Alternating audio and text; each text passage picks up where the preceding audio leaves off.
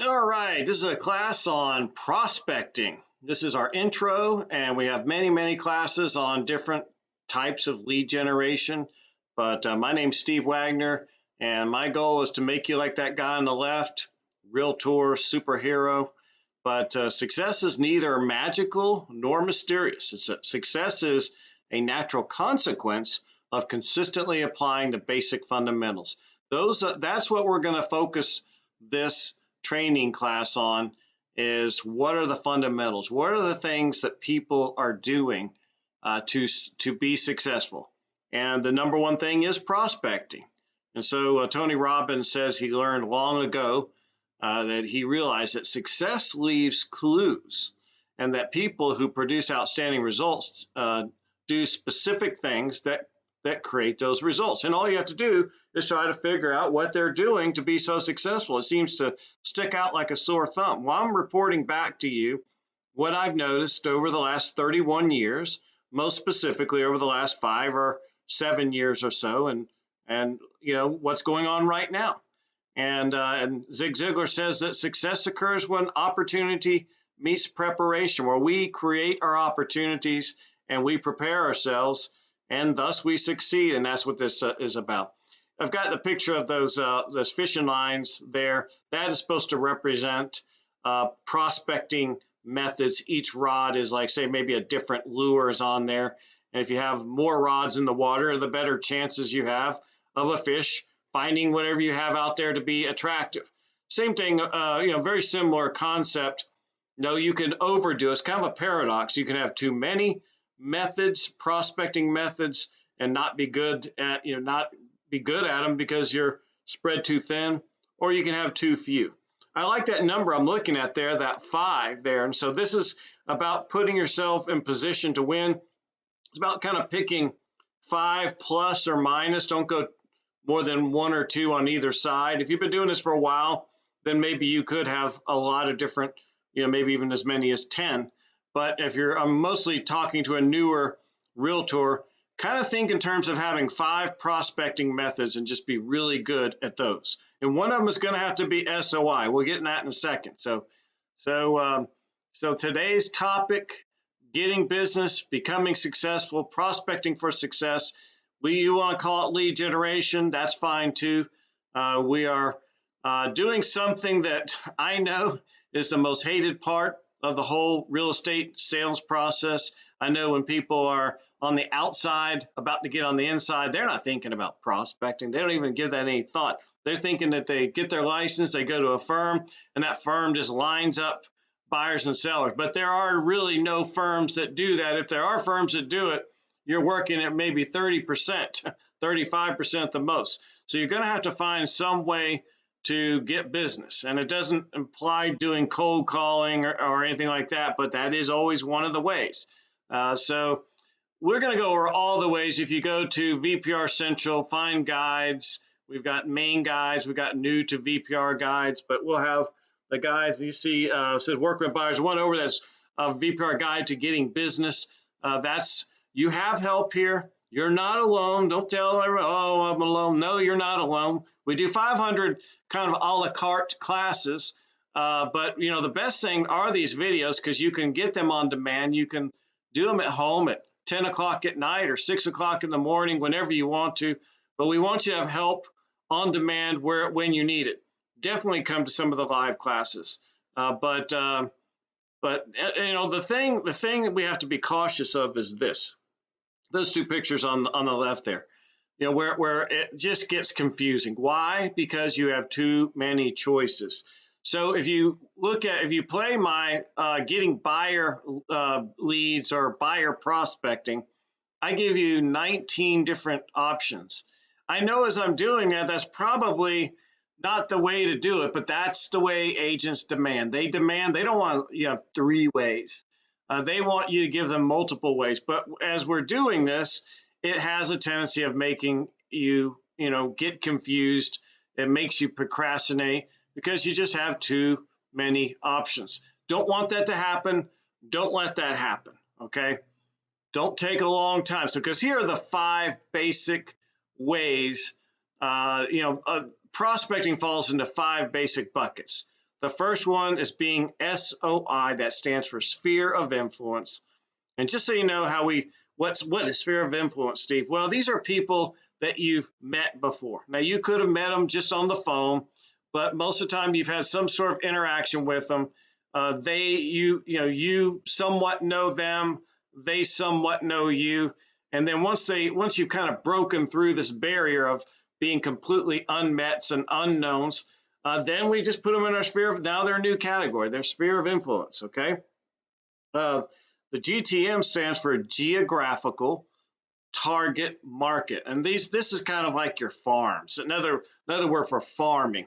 SOI is kind of a farm too, by the way. The same, it's the same farming principle about planting seeds and watering and fertilizing. We'll go over that more in a second. But geographical stands for geography, the area usually around where you live. It is the area that you call that you are the expert. So if you're getting into the business, whatever the area that you are the expert in or want to be the expert in, but when you always pick an area, and it starts with maybe at least 500 people. It's usually maybe a couple subdivisions, can be 3,000 people.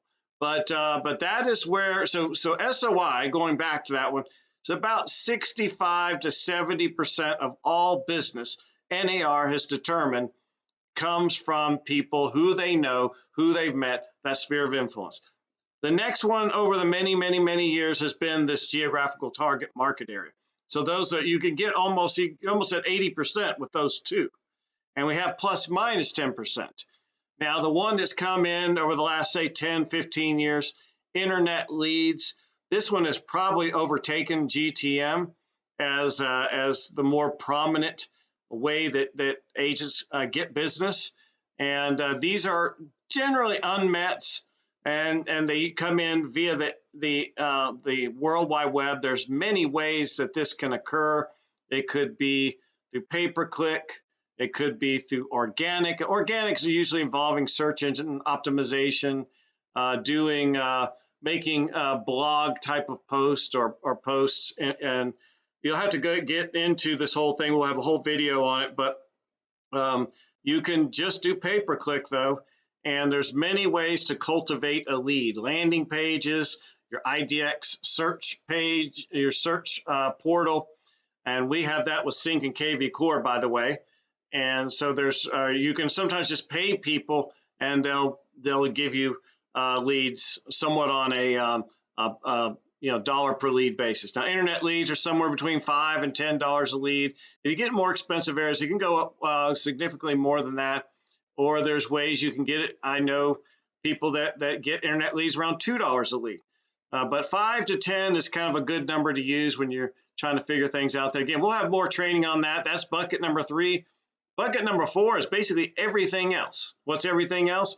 Cold calling, calling expired listings, working for sell by owners, door knocking. There's probably at least 100 ways, 100 things that fall in this bucket, but that's not going to be too much more than 10% in any way. I know there are people that specialize in some of those things. I know people that get almost all their business from expireds or working for sell by owners, or cold calling, or door knocking. But as a national stat, that's only really about 10% plus or minus. So if you add that up, we're already at 100% there, just so you know. There's another 10% that people, and I know people that really do almost all their business this way, by working one of two types of niches. The first niche is a business niche, and we've got a couple of them we just launched here recently that I know people are really falling into. And when we launch these niches, we think of it being way more than 10% of their business. We think they can make it like 50 to 70% of their business. Okay, what am I talking about? I'm talking about like the iBuyer shop that we have, kind of using that whole angle to get business, or the lease purchase depot as a technique. So it could be leases, it could be first-time home buyers. There's so many different. It could be working with military or police officers or schools. So I've seen there's probably 100 niches business niches that you could angle at, use it as leverage, and that could end up being maybe half of your business. But then there's personal niches. One of the best way is to just get unpersonal, to create a big sphere of influence. And this actually becomes another sphere of influence, by the way. But you take a hobby, it could be hiking, it could be your sport, it could be something, photography. There are so many personal niches, and that you can create a community with.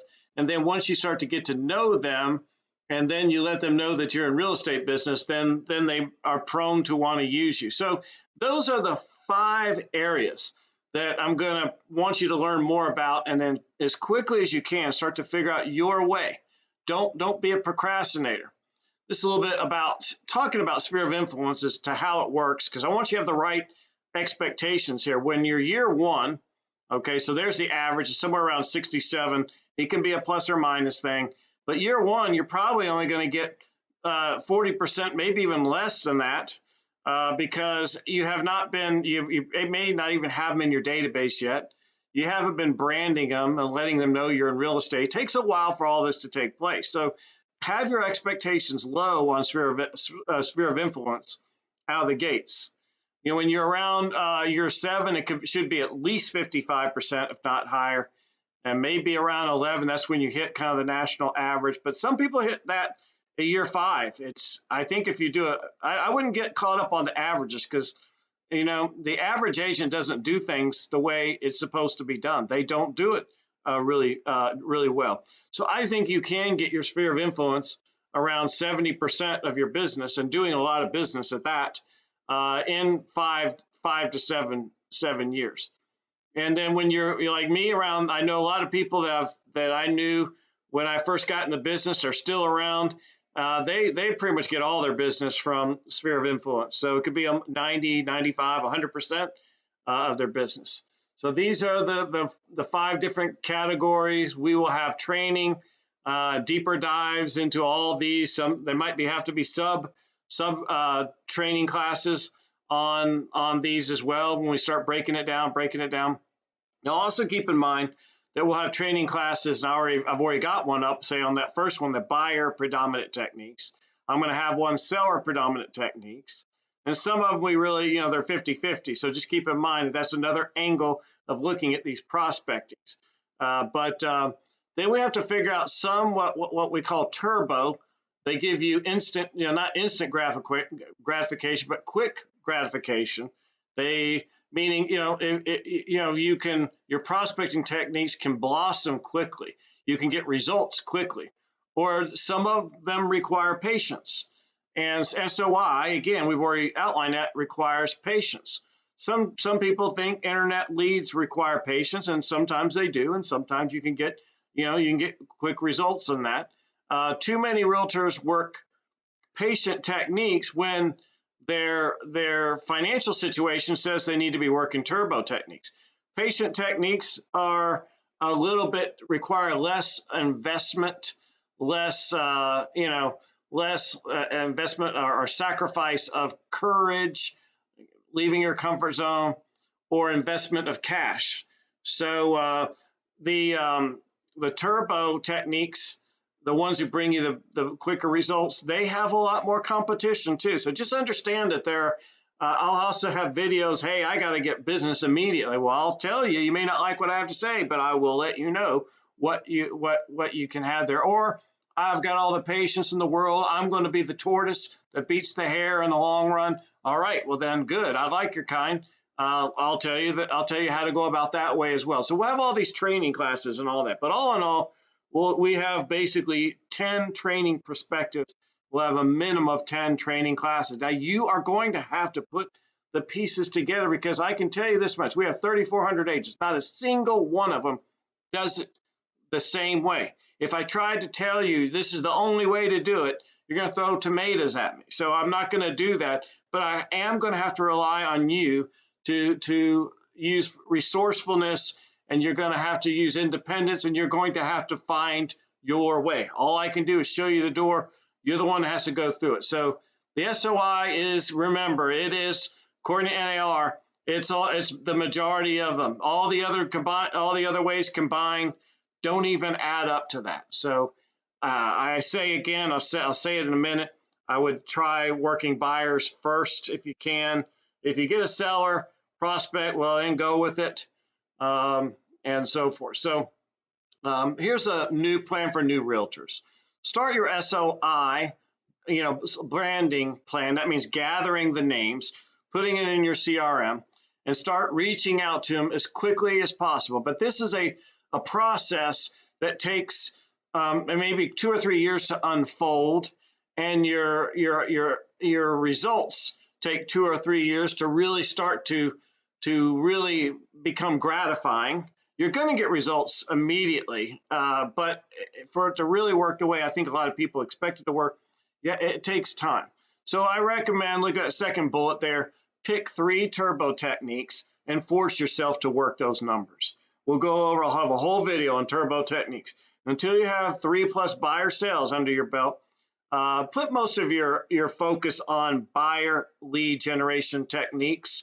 This does not mean avoid listings. If you take my listing class, I'll tell you to go there. I don't care if you don't get it or not. You will learn immensely. We learn by doing.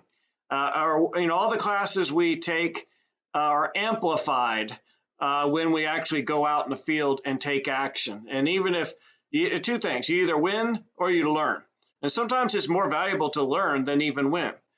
Now, this is kind of a big misconception that hurts the whole objective here, because people are either, at some point in time, everyone is an outsider.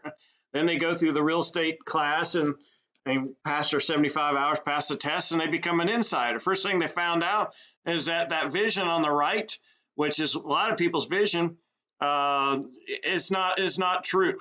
It's not easy money. It's hard money. You might be able to get 1 or 2 deals that seem easy, but then you try to make a career out of it, and it can be, you can get desperate real quickly. So number 1 priority, this is what you spend. This is the real reality. If I had to tell someone outside, say, listen, I'm going to tell you right now, you're going to look at it like it's easy money. Nothing I'm going to tell you is going to make you think otherwise. You're going to get your license, and then you're not going to be prepared that the company's not going to line you up all these buyers or sellers.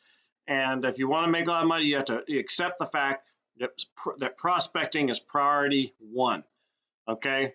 So that's the outsider's perspective. They think there's money, it grows on trees. It's easy money. Now, the other misconception, once people get in, they're not succeeding. They always say, I want leads. And I know better than that.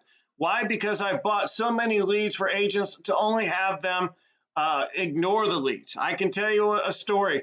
I did a class with Mike Biernick, but he was telling a story about how someone was crying in his office. It was like on a Wednesday, and he really felt bad, so he shot a few really good leads. These were not just leads; these were people ready to go. He already verified them, and so here she is crying on a Wednesday. He sends them over on a Thursday, says, "I got 2 leads," and sees her on Monday, and he goes, "Hey, how'd it go with those 2 leads I gave you?" I haven't even given them a call yet. I've been meaning to give them a call. I've been so busy. And so then you start to understand. I can tell you this, folks. We see this so much, it's unbelievable. So people, they really and truly don't want leads. I'll explain more why in a second, but this is based on a lack of understanding. So yeah, everyone says, show me the leads. I want leads. Well, this is explaining a little bit better. Now, let's talk about what a target is. A target is just a name and number. It's just a random name and number. And when I first got in the real estate business, I took a course, and they made me call just straight off of a crisscross directory, basically straight out of a phone book. I think we even called it out of a phone book at first. When you do this, you will get results, but it's about 1 in 150 and on average, okay? And the bottom line is this: there's no reason for you to believe, as you're calling them, that they may be buying or selling now or in the near future. You have no connection to them. They have no connection or knowledge of you. So it's really tough at that point. You're going on numbers, but even if they might be buying or selling, they're probably not going to use you because they just view you as a salesperson. And I'm not saying that I admire people that cold call, because I know people that cold call do this number 1 there, and they love it, and they get all their business there. And also door knocking is probably better than that. It's probably actually close to a lead. I know somebody says that about one of every 30 or 40 times they knock on the door. See, it's different because now you're in front of them. Now they know you, and you're probably knocking in an area that you know the area, and you can say, "Hey, I'm your neighbor down the road," even if you might be living in two subdivisions over. Well, let's talk about the difference between a target. As we said, it's just a name and number, and it's such a random name number in the phone book.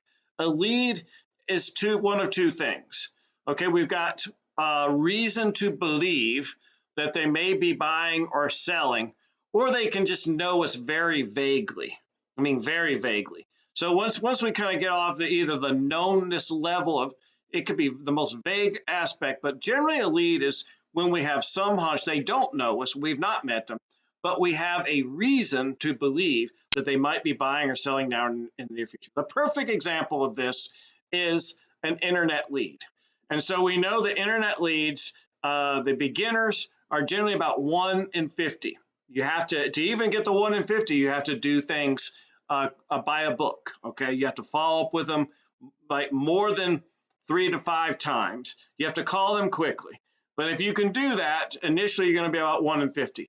Now, if you've been doing it for many years, you're taking all the classes, you've just gotten good at it, because guess what? You get good at stuff if you do it often. You can get it as low as 1 in 30. I've known people that swear they get a little bit lower than that, but that's kind of the range there, 2 to 3%. And so that's a lead. That's the difference between a lead. But getting back to when I said nobody wants leads, because they don't want to call 50 times. These people, they didn't want to make 5 calls like that lady. I mean, that lady said she wanted business. Let's talk about Mike Barron, but she didn't even really want to get around to calling them. Wait till you're faced with knowing you got to call 50. So people don't understand what a lead is. If they understood it, they may or may not be interested in it. Now, a prospect is something. Now, I kind of think of a prospect as somewhat of today's Zillow lead. Today's Zillow lead is not a referral. I don't even call it a hot prospect. I view that as Zillow leads today probably have maybe a 10% chance of converting as a sale, maybe a 1 in 10. And that's because they've filtered them just a little bit, and they're basically said, hey, would you like for an agent to, like me to connect you to one of our agents that works your area? They say yes, then that is a value there, and that brings the chances of them becoming a sale up.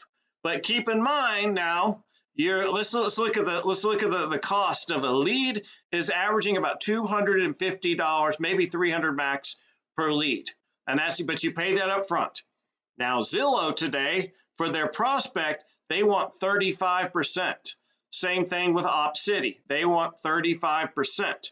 So I feel like it's better to make those calls, because think about it, you can make 50 calls in an hour to 2 hours at the most. And look at the spread difference between maybe if you're $300,000, that's $3,000 you're going to have to get. That's actually more than $3,000. That's $4,500. Would you spend Would you spend an hour calling for the difference between giving up $4,500 and $250? Well, absolutely. I tell you one thing. Going back to this one, calling leads. If I think we calculated several $100s a call. If someone just paid you several $100s every time you call, I think more people would be more optimistic or more anxious to make those 1 in 50 calls. But that's not the way they look at it. All right, let's move to the next one. This is kind of a hot prospect. This is you could say it's ultra weak referral, but I call this a hot prospect. This is somebody that you have a little bit of knowledge of, and you have confirmed that they are buying and selling now or in the near future. You're trying to convert them to be 100% sold on you, okay? But you have not done that. So that's kind of a hot prospect. You still got some selling to do. You have every reason to believe they've been vetted. They are real, but there's about a 1 in 3 chance that these will go through. A weak referral is somebody that is going to be buying or selling, but you just don't get a very strong endorsement. So, and then a strong referral is when you get the ultimate endorsement so strong that they're going to use you. We could say that's 90%, but we know that not all of them go through, even though they're as good a lead as they can get. There's never 100%. Okay, so the difference, what I was trying to get to is look at lead is 1 in 50, and then look at the weak referral or strong referral. That's what people think they're getting. They're getting somewhere between a weak referral and a strong referral.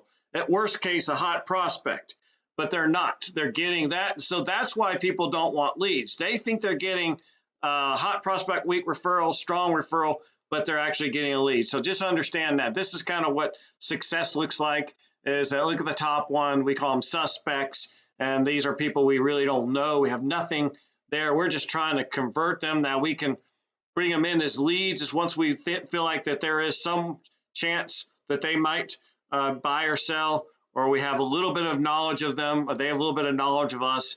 Then they become prospects after we've nurtured them for a while or vetted them a little bit. Then once we vet them, we've determined, hey, they move from being a prospect to a real hot prospect. We close them to become a customer, and then they're motivated customer. They're really about to make an offer, and then obviously the final one at the bottom is we've written a contract, and we're at then in contract and closing to closing. That bullseye is the closing. So that's kind of how the whole thing works. We want to work these this pipeline. I'll go over the first one there. I do this the sync and KV core, your CRM, I should say. Part of the whole thing about prospecting, you got to have a CRM. Look at that first picture with the soil. That is your database. That is your tool for where you put all your names and numbers. Your whole farming, because SOI, everything is somewhat of a farm, but all the whole process, the quality of the soil is big time, as you know, when it comes to farming. So the quality of your soil is parallel to the quality of your CRM or platform, and Sync and KV Core are the one. Now, move to the next picture, leads or seeds. And it could be any of those methods, any of those angles. I mean, you go up here, it could be, any of those are fine, from a target to a strong referral. In my mind, you just put as many names as numbers as you can. Obviously, the better quality, the better. They will do you no good unless you plant them in the soil, into your system. Once they're planted in the system, we go to the next one. You then smart CRMs have automation, and they will drip campaign these leads, either one of two things: very brilliantly crafted letters that elicit response, or you could be sending properties, of which is what I say the tastiest cheese for the prospect there. And then the fertilizer just signifies proactiveness. That is making calls, that is visiting them, that is sending mailers, sending emails. There's any way you can connect with them outside of the automation angle of it. If you do all that stuff, that your career will look like that beautiful farm right there, and then you'll be able to pull the harvest, and that harvest will end up being money. Another concept I want you to realize is that you want to get your CRM, and you want to put all your leads in there.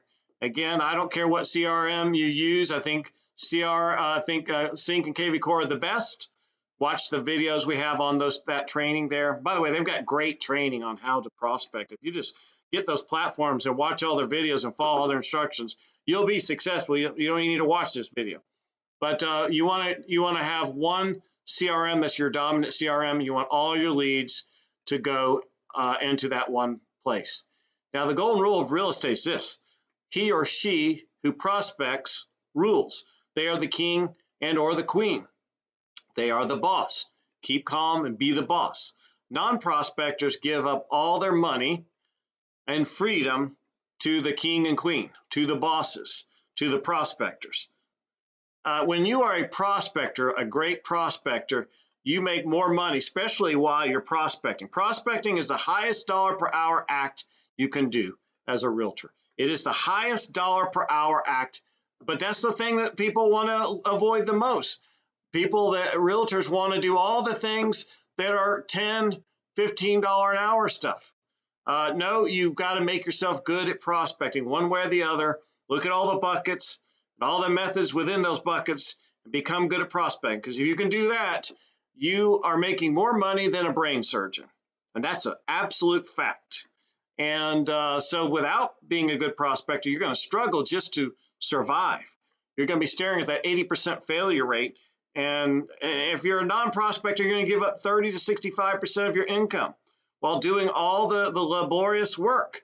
So once you get used to prospecting, it isn't difficult, okay?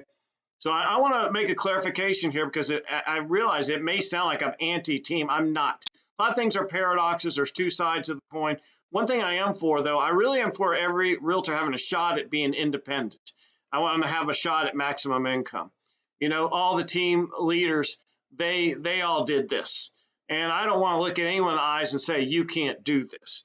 But if they can't do it, I am a big time proponent of getting on a team. Big time proponent. I don't want to see anybody leave, but I want everyone to have a great shot at maximum income and living the lifestyle, having the career that they thought they were going to have when they were getting their license.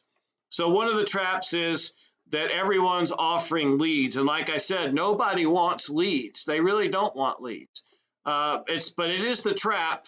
But when you are surrendering lead gen to anyone else, that's going to be counterproductive to maximum income. That's going to be counterproductive to maximum freedom. You now have a boss. If they're giving you leads, they're giving you something of value. Now you have a boss. And why is it counterproductive maximum income? Because the typical referral fee these days is 35%. It can go a little more. It can go a little higher. I know people ask for a 50% referral fee, or if you're on a team, you're on a 50-50 split and you pay for other things. So I know people on teams are only getting 30%, maybe even 25%. If you are surrendering lead gen, that's going to be counterproductive to your overall balance and harmony, which is a trait of every successful real estate agent. If you're surrendering lead gen to anyone else, you're giving up probably your recognition. Most of these team leaders want to take credit for what you do. That's just part of the process. And then you're just ultimately giving up maximum success. So you got three choices. Actually, it's five choices, I think. Become a great prospector and join the 5-10%. So it's not three choices, it's five choices. Let's write this down. And join the 5 to 10% that are making between $150 and $1 million a year. It could even be higher than $1 million. Maybe it's a little lower than the 150, in the hundreds. Let's put it that way. Or you can join a team, because if you can't make it on your own as a prospector, you most likely have to join a team. Then you'll have to surrender anywhere between 30 to 65% of your income and control. You have to join a gimmick. What's a gimmick? The first thing that comes to mind is like a discount broker type company. And you're not going to make hardly any money doing that either. Most of those people are living in poverty. Or you're going to have to be an on-site agent. Well, you're giving up all your commission again. You're giving up your control. You're giving up your recognition, though some of them do a good job getting your recognition. Or you get out of the business like 87%. So what I want you to do is become a great prospector. Find your ways, okay? Create abundance and have your cup runneth over. Because when you have your cup runneth over, you become a leader. You become a mover and shaker. And now you can start a team and help other people that can't do this. Okay, so realtors' tendencies. Well, most realtors have a real high tendency to be a procrastinator. And what is that? That's the action of ruining your life for no apparent reason. Why do people procrastinate? Well, because they're scared, or they don't want to move out of their comfort zone, or they're lazy. One of the three. But generally, it's not wanting to move out of their comfort zone, which is basically fear. And so they're waiting around. They're waiting for this, the easy button. Now, they don't think of themselves as doing this, but I can tell you I see this all the time. People are procrastinating, waiting for that easy button to come, and the easy button never comes, okay? They're going through these spirals here. They're driving themselves crazy. I don't want to do it. I hate doing it. I'm not doing it. And they just sit around waiting for secret sauce to come, and that secret sauce never comes. Or they act like this elephant, making a mountain out of a molehill, making that mouse like it's a big challenge. It's not a big challenge. Just pick your way. Don't wait around for the silver bullet, because the silver bullet never comes. It's like the ostrich burying their head in the sand, thinking somehow success is going to fall out of the sky. Okay, waiting around for some magic wand. The magic wand never comes. Okay, we're not Harry Potter. They're completely distracted by shiny objects, kind of like the dog distracted by squirrels. And they're looking at their to-do list of things they should be doing to go to the very last thing they should be doing, and that's procrastinating, saying, deadline has been hereby postponed until tomorrow. And guess what? They'll do that again the next day. They set prospecting is the number one thing we need to be scheduling, and that is something we never leave, never abandon. But guess what? These procrastinators, they just look for any reason whatsoever. They hang out with people that are gonna tell them they're doing the right thing, and that's why they don't succeed. Don't believe in the wizard. Remember the Wizard of Oz? I always use this analogy here, how he was pretending to be something he was not, and pretending to give value. If you see it in the end with the scarecrow and the Tin Man, and he never gave him anything real. Okay. So don't pay attention to that man in a curtain. Well, that's a lot of people out there trying to tempt you and use the cheese. Why don't you just do this?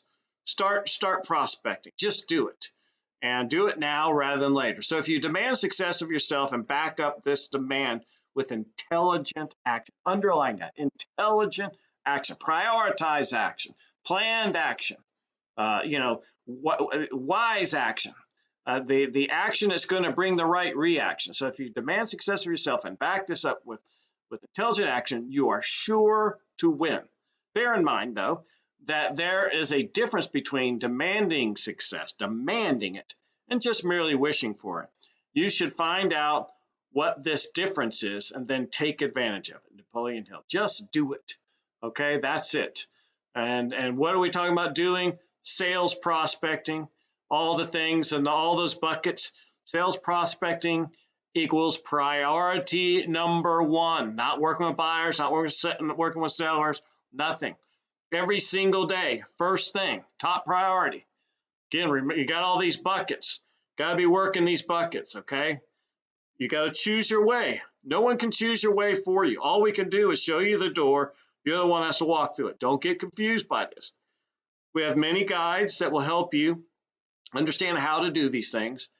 Just got to start picking. You can always perfect your ways, replace one way for another later on, but get started. Go to our guides there. We have our main guides. I know it's pointing at working with buyers. I want you to do the one just above that, getting business.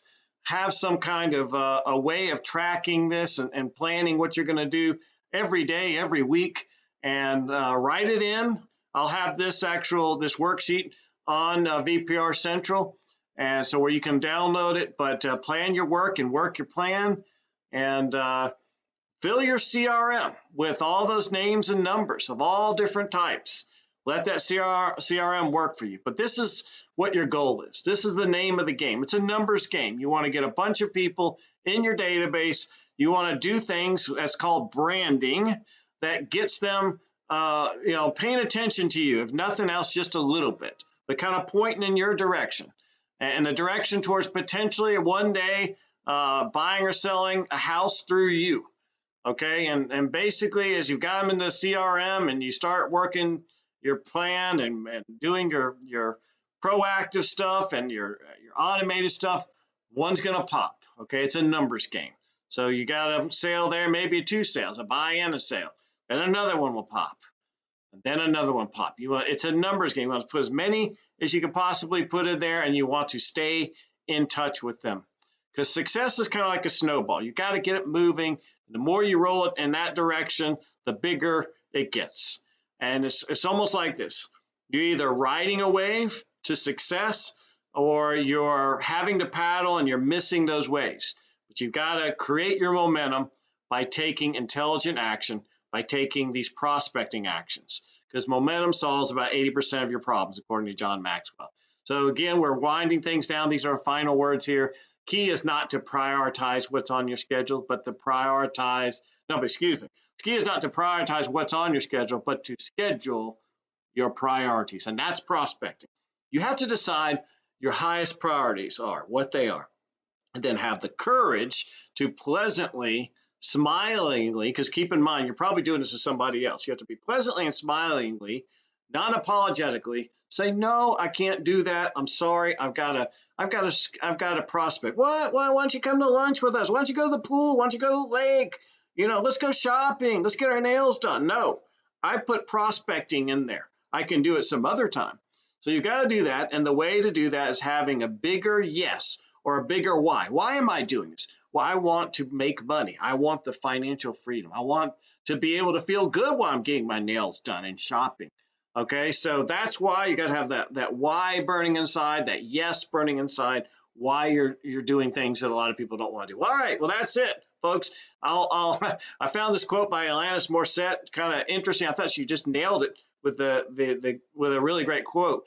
I salute you for your courage, your willingness to move out of your comfort zone, and I applaud you for your perseverance. Okay, because anytime you try to do something that's great, you're going to get resistance. And I embrace you for your faith in the face of adversarial forces. Because again, anytime you try to do something like this, greatness, it ain't easy. You're going to be met with obstacles, resistance, and you're going to crush it. You're going to smash through it. That's why I'm giving you the toast right there. Thank you for watching this video. Thank you very much. And, thank you for being with Virtual Properties Realty. Good luck with all your prospecting.